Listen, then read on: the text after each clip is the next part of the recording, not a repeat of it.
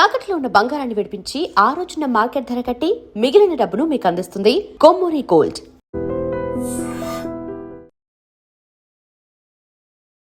నమస్తే, welcome to I dream.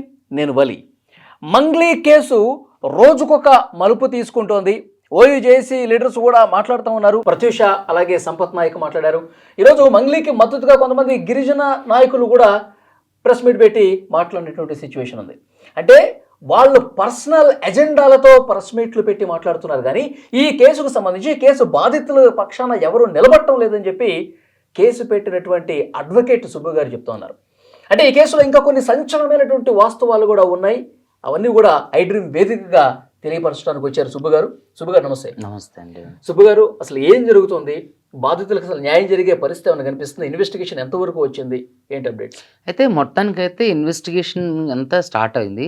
ఈఓడబ్ల్యూలు already Ramavath మధుని arrest చేశారు. మిగతా వాళ్ళంతా పరారీలో ఉన్నారు, అబ్స్కాండ్లో ఉన్నారు. ఇక్కడ నేనేమంటానంటే కొత్తగా ఇప్పుడు సంపత్ నాయక్ గారు తర్వాత ఇంకొకళ్ళు ఎవరో ఒక అమ్మాయి వచ్చారు. మంచిది, సంతోషం, మేము కూడా దాన్ని హర్షిస్తున్నాం. కాకపోతే ఏంటంటే బాధితుల తరపున ఉండి న్యాయం చేసే దిశగా వెళ్తే మంచిదనేది నాకు.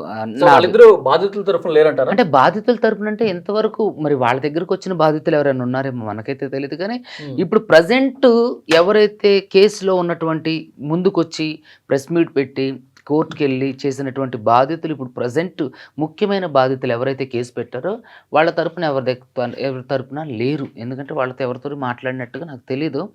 ఒకవేళ ఇది ఏంటంటే వాళ్ళు మాతో కలిసి వస్తే సంతోషమే. కానీ ఇదంతా డైవర్షన్ పాలిటిక్స్ లాగా, అంటే దీని ఒక పాలిటిక్స్ తీసుకెళ్ళబోతారేమో అని నాకు భయంగా ఉంది. అంటే భయం అనేది ఏం లేదనుకోండి, నేను చేయాల్సింది నేను చేస్తా త్రూ కోర్టు ద్వారా. కాకపోతే ఏంటంటే ఈ అంశాన్ని కొంత పర్సనల్ గ్లడ్జ్గా వెళ్తుందేమో అని.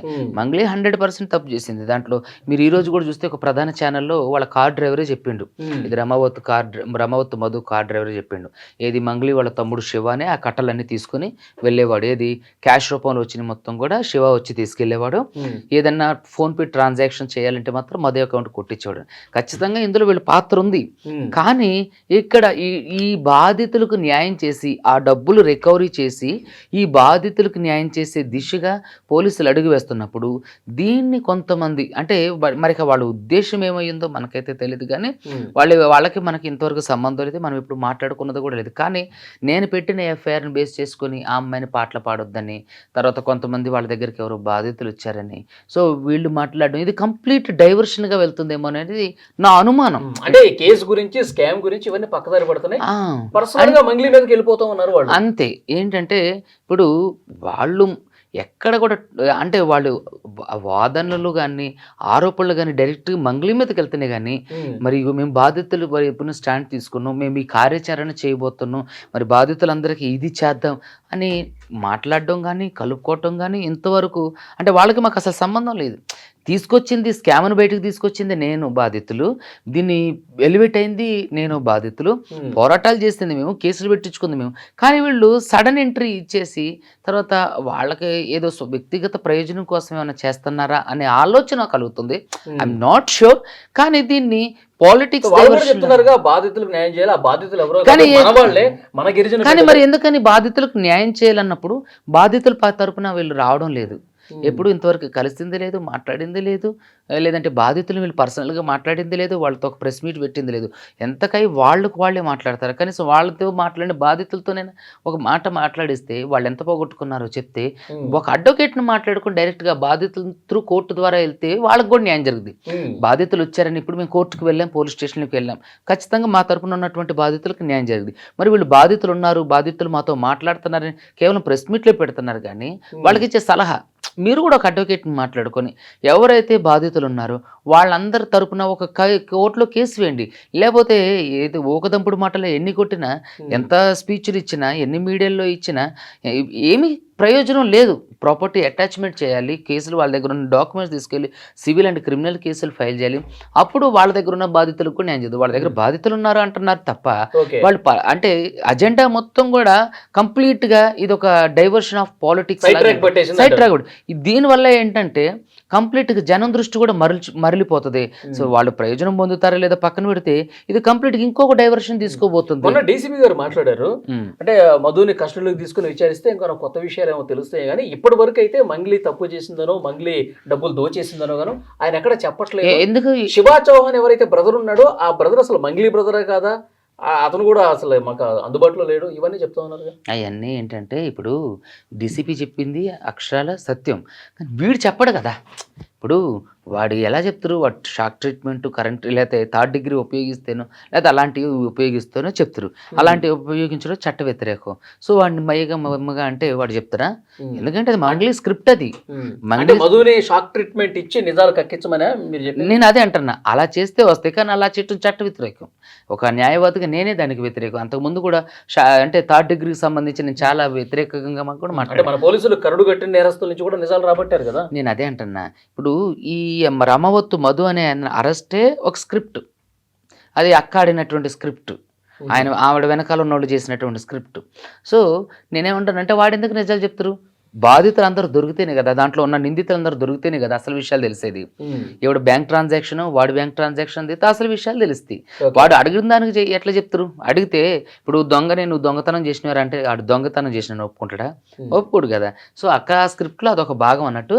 ఖచ్చితంగా అది కూడా తెర మీదకి వస్తుంది, నో ప్రాబ్లం, దాని గురించి వచ్చే నష్టమేమి లేదు. కానీ ఇక్కడ కంప్లీట్గా నిజమైనటువంటి బాధితులు, ఎప్పటి నుంచో పోరాటం చేస్తున్నటువంటి బాధితులు ఎవరైతే ఉన్నారో ఈ కంప్లీట్ డైవర్షన్ తీసుకోవటం వల్ల ఈ మీడియా టెన్షన్, ప్రజల టెన్షన్ అంతా కూడా ఇటువైపు తిరిగిపోబోతుంది.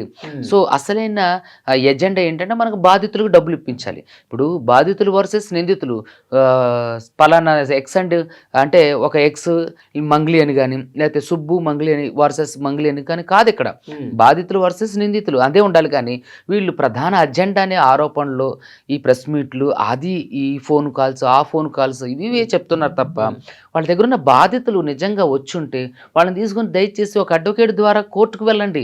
మీరు మీడియా ముందు రావడం వల్ల అది మీడియాలో వరకే వస్తుంది, కానీ వాళ్ళకి న్యాయం జరగదు కదా. ఇప్పుడు మంగ్లీ ఎక్కడ ఉన్నారండి? మంగ్లీ అంటే నాకు కూడా తెలీదు. చాలా మందికి మంగ్లీ గారు ఫోన్లు చేసి, అంటే వాళ్ళ గిరిజన నాయకులకి ఫోన్లు చేసి నాకు సపోర్ట్ గా మాట్లాడని చెప్పి మాట్లాడుతూ ఉన్నారంట. సరే ఎక్కడున్నారు ఏంటి అనేది కూడా బయటికి రావట్లేదు. అయితే సపోర్ట్ ఎందుకు చేస్తారండి? దొంగలకు సపోర్ట్ చేస్తారా? వాళ్ళు కూడా బయటపడతారు. దొంగలకు సపోర్ట్ చేసే వాళ్ళు ఎప్పుడైనా సరే సమాజం దృష్టిలో వాళ్ళు ఖచ్చితంగా చరిత్రహీనులుగానే మిగిలిపోతారు.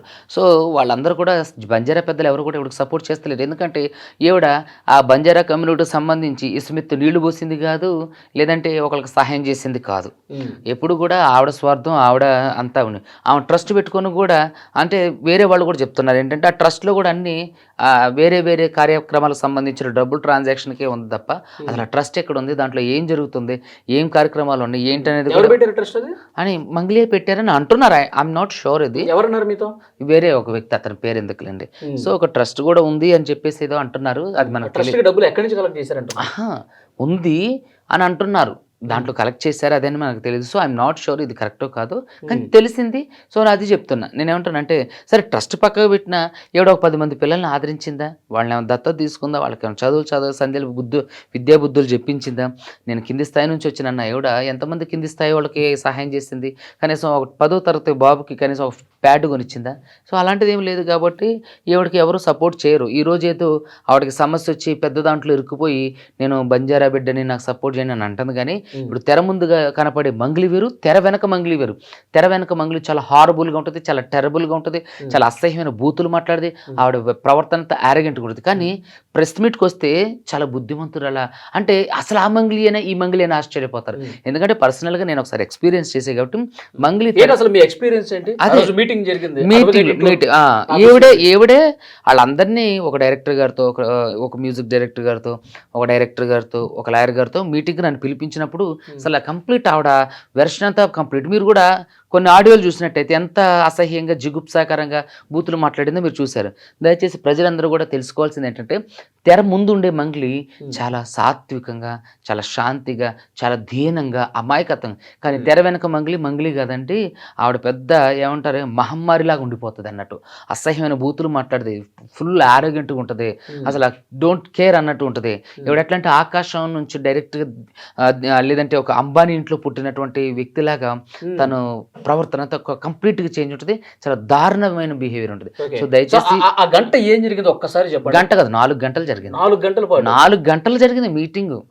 బాధితులందరూ కిందే ఉన్నారు, మేమందరం పైన ఉన్నాం. ఏం లేదు, నన్ను తీసేయండి, ఈ వీడియోలో నుంచి నా తమ్ముడి పేరు తీసేయండి, పోలీస్ కేసులో నుంచి నా తమ్ముడి పేరు నా పేరు తీసేయండి. ఇదే నేను అన్నా, సరే మీ పేర్లు తీసేస్తా, మా బాధితులకు న్యాయం చేయండి, ఆ డబ్బులు వాళ్ళకి ఇప్పించండి. రమౌత్ మధు మీద ఎవరైతే ఇంకా వాళ్ళు ఉన్నారో మీ తమ్ముడు వీళ్ళ మీద కేసు పెట్టినట్టే నేను పెట్టను, నేను పోలీస్ స్టేషన్ చుట్టూ నేను తిరగను. సరే ఓకే, బాధితుల తరపున మీరు నిల్చొని వాళ్ళందరినీ తీసుకొచ్చి బాధితుల్ని అప్పచెప్పండి అంటే ఆడెవడో నాకేం తెలుసండి, ఆ రమవత్తు మధు ఎవడో నాకు తెలియదని. కానీ చూస్తే రమవత్తు మధుకి ఎవడుకున్న సంబంధాలకు సంబంధించిన అన్ని వీడియోలు, అంటే వీళ్ళిద్దరికీ పరిచయం ఉన్నటువంటి వీడియోలు కానీ ఆడియోలు కానీ అన్ని బయటకు వచ్చినాయి. ఏంటంటే మంగళి ఒక పెద్ద నాటకం ఆడుతుంది ఇందులో. మరి వాళ్ళ తమ్ముడిని ఆవిడనే సేవ్ చేసుకోవడానికి సెల్ఫ్ డిఫెన్స్ లో పడి ఆవిడ తప్పుల మీద తప్పులు, అబద్ధాల మీద అబద్ధాలు చెప్తుంది. మంగళిని ఎవరు దయచేసి నమ్మకండి. మంగళి గారికి ప్రత్యక్షంగా పరోక్షంగా దీంట్లో ఇన్వాల్వ్మెంట్ ఉందని చెప్పి బాధితులు చెప్తున్నారు. చాలా ఆధారాలు కూడా దాన్ని రుజువు చేస్తున్నాయి. ఆ 4 గంటల మీటింగ్ లో మిమ్మల్ని బూతులు తిట్టారా? లాస్ట్ ఇక వచ్చే ముందు అంటే ఆమె మాట మీరు వినకపోయేసరికి మీకు డబ్బులు ఇస్తా, మరి ఈ కేసు వాపస్ తీసుకోండి అనేసరికి నేను అది అప్రస్తుతం ఇస్తా అనేసరికి నాకెవడం ఎందుకండి, బాధితులకి ఇవ్వండి. ఆమె ప్రస్తావించారు కదా 10 లక్షల రూపాయలు నన్ను డబ్బులు అడిగారని చెప్పి ఇదే ప్రెస్ మీట్ లో. లేదండి, ఆమె అంత అసలు మీరు ఊహకు అందనే అమౌంట్ ఆవిడ నాకు అంటే నాకు ఆఫర్ చేసింది. నేను దాన్ని వద్దనుకున్నాను. ఎందుకు, ప్రజల రెక్కల కష్టార్జితో నాకెందుకు, ఒకళ్ళ రెక్కల కష్టార్జితో నాకెందుకు, నాకు ఫీజు కూడా ఇవ్వలేదు ఇంతవరకు. ఆ కేసు వాదిస్తున్నా ఇప్పటివరకు ఫీజు కూడా ఇవ్వలేదు. సో నేను ఏమంటానంటే పెద్ద వేదికగా మీరు చెప్పండి, ఎంత 1 crore లేదు 2 crores ఇంకా ఎక్కువ ఉంది, పెద్ద అమౌంటే. కానీ ఇప్పుడు 10 కోట్లు అయితే 10 కోట్లు ఆఫర్ చేసింది. లేదు వలి గారి దీన్ని డివేట్ చేస్తున్నారు. అయితే పెద్ద అమౌంటే అది కోర్టులో చెప్తా. అప్పుడు అంటే కోర్టులో చెప్పేంత వరకు కూడా అన్ని నిజాలు ఒకేసారి చెప్తే ఈవిడ ఎస్కేప్ అవడానికి అవకాశం ఉంటుంది. కాబట్టి కూడా మీరు ఒప్పుకోపోయేసరికి అంటే భౌతిక దాడికి పాల్పడడానికి ప్రయత్నం చేసింది. భౌతిక దాడి కొట్టే ప్రయత్నం చేసింది. ఎవరి చేత కొట్టించడం? ఆవిడే, అక్కడ ఎవరూ లేరు, ఆవిడే. సో ఆవిడ బయటకు వచ్చి ఇక అరుస్తూ బూతులు మాట్లాడుతూ వాళ్ళ తమ్ముడితోని ప్రధాన నిందితుడు రమౌత్ మధుతో కాన్ఫరెన్స్ లో తీసుకుని మాట్లాడిస్తూ బూతులు తిడుతూ ఇక కొట్టడానికి వచ్చేటప్పటికి అక్కడ ఉన్న తిరుమలేష్ మా ఫ్రెండ్, ఇప్పుడు ఈ కేసు నా దగ్గర తీసుకొచ్చిన తిరుమలేష్ తర్వాత రవ్వ అని ఉన్నా, వాళ్ళని కిందకి తీసుకెళ్ళిపోయారు. ఇక అక్కడ నుంచి మేము డైరెక్ట్గా వచ్చి పంజగుట్ట పోలీస్ స్టేషన్లో కేసు పెట్టారు. ఇక అక్కడ నుంచి నాటకీయ పరిణామాలు చోటు చేసుకున్నాయి. ఖచ్చితంగా ఇందులో వీళ్ళందరి ఇన్వాల్వ్మెంట్ ఉంది. మంగ్లీ దీంట్లో ప్రధానంగా ఎదుర్కొంటున్నటువంటి విషయాలు ఏంటంటే, చాలా మంది ఈ రోజు కూడా వాళ్ళ డ్రైవర్ చెప్పిండు, మంగ్లీ రమౌత్ మధు వాళ్ళ ఆఫీస్కి నైట్ వచ్చి వాళ్ళు కూర్చుని గంటలు మాట్లాడుకొని వెళ్ళే వాళ్ళని కూడా చెప్తున్నారు. సో వీళ్ళందరికీ కూడా పరిచయం ఉంది, వీళ్ళందరికీ తెలిసే జరిగింది. మంగ్లీ వాళ్ళ తమ్ముడు దీంట్లో ప్రధానంగా ప్రత్యక్షంగా ఇన్వాల్వ్ అయ్యి ఉంటూ ఆ డబ్బులన్నీ కూడా కలెక్ట్ చేసుకుని ఈ మంగ్లీ వాళ్ళ తమ్ముడు శివాని కలెక్ట్ చేసుకుని వెళ్ళేవాడంట. సో కాబట్టి వీళ్ళంతా తెలిసే జరిగింది, ఇది ఒక పెద్ద భారీ కుట్ర. సో నేనేమంటానంటే, ఇప్పుడు కొంతమంది ఎవరైతే మంగ్లీ మీద ఇప్పుడు ప్రొడ్యూసర్ కౌన్సిల్ కంప్లైంట్ చేశారు, ఇవన్నీ కూడా ఏంటంటే అది కూడా ఇప్పుడు ఆవిడ తప్పు చేసిందని మనం కూడా తప్పు చేయడం కరెక్ట్ కాదు. ఇప్పుడు నేను పెట్టిన ఎఫ్ఐఆర్ని బేస్ చేసుకుని ఆవిడ సినిమాల్లో పాడించొద్దు అనటం కూడా కరెక్ట్ కాదు. ఎందుకంటే మీరు చెప్పింది ఆఫీస్ రూమ్ లో జరిగింది, 4 గంటల పాటు జరిగింది, మీరు చెప్పేది ఒక రకంగా ఉంది. ఇక్కడ మంగ్లీ మాట్లాడుతుంది చాలా, నేను ఎందుకు చేస్తానండి, నేను మీ చేతుల్లో పుట్టిందాన్ని పెరిగిందాన్ని, కానీ నేను ఈ స్థాయికి రావడానికి మీరే కారణం అని చెప్పి ఎంత హంబుల్ గా ఎంత హంబుల్ గా మాట్లాడింది కదా. కానీ మీరు చూసినట్టయితే ఆవిడ ఆడియోలు విన్నారు ఎంత బూతులు ఉన్నాయో. ఆవిడ చాలా, అదే చెప్తున్నా, తెర ముందు మంగ్లీ మహానటి, తెర వెనక మంగ్లీ ఇక ఎట్లా అంటే ఇక ఆవిడ మనం మాటల్లో వర్ణించలేనంత అగ్రెసివ్, పొగరు, అహంకారం, ఇక అన్ని ఆ పదాలు ఏవి సరిపోవు అన్నట్టు అంత ఉంటుంది. మీ మీద దాడి చేసేటువంటి టైంలో అక్కడ డైరెక్టర్ ఉన్నారు కదా, అడ్వకేట్ ఉన్నారు, డైరెక్టర్ ఉన్నారు, మీకు మీ ఇద్దరికి తెలిసిన వాళ్ళు కొంతమంది ఉన్నారు కదా. డైరెక్టర్ గారు ఆల్రెడీ ఆయన లోపలికి వచ్చేసిండు, నేను బయటకు వెళ్ళి ఆయన లోపలికి వచ్చిండు. మంగ్లీ నాతో పాటు బయటకు వచ్చింది. ఆ పూజా నాగేశ్వర్ గారు వేరే క్లయింట్తో పక్కన మాట్లాడుతున్నారు. ఆయన సీసీటీవీ ఫుటేజ్ మనకు దొరికితే దాంట్లో ఆడియో కూడా ఉంటుంది, చాలా క్లియర్గా ఉంటుంది. సో దాన్ని మనం చక్కగా చూడొచ్చు. దాంట్లో మంగ్లీ యొక్క బిహేవియర్ దొరికిపోతుంది. సో వీళ్ళందరూ లేనినప్పుడే నేను వెళ్ళిపోతుంటే నా మీద దాడి చేయడానికి వచ్చింది అన్నట్టు. అలా ఆ తర్వాత మీరు బయటకు వచ్చిన తర్వాత బయటకు వచ్చేసి నేను వెళ్ళి పంజగుట్ట పోలీస్ స్టేషన్లో కేసు పెట్టాను. అలా చూద్దాం నెక్స్ట్ పరిణామాలు ఎట్లా ఉంటాయో. కొన్ని సంచలనమైనటువంటి విషయాలు మీరు మంగ్లీ గురించి ఈ వీడియోలో చెప్పారు. అవును. సో నెక్స్ట్ ఈ కేసు ఏ విధంగా ముందుకు పోతుంది దాని తర్వాత మళ్ళీ ఒకసారి మనం మాట్లాడదాం. తప్పకుండా. థ్యాంక్ యూ అండి. And for more videos, please subscribe to iDream. Please subscribe to iDream. Please subscribe iDream. And please subscribe to iDream. For more videos, subscribe to iDream. Please like, share, and subscribe to the channel. Congratulations, iDream. Subscribe to iDream. Subscribe to iDream. So subscribe to iDream Media. iDream team అందరికి huge congratulations. Please subscribe iDream Media. Please subscribe to iDream. Subscribe iDream. Please subscribe to iDream. I dream అంటే నా కళల ఛానల్ను subscribe చేసుకున్న నోరు తిరుగుతలేదు, మీరైతే గంట గుర్తు కొట్టండి. For more such videos, please subscribe to iDream. Subscribe to iDream. Please subscribe to iDream. Please subscribe iDream Media. Please do subscribe to iDream. Please subscribe to iDream Media. For best entertainment and information, please subscribe iDream. And don't forget to subscribe to iDream.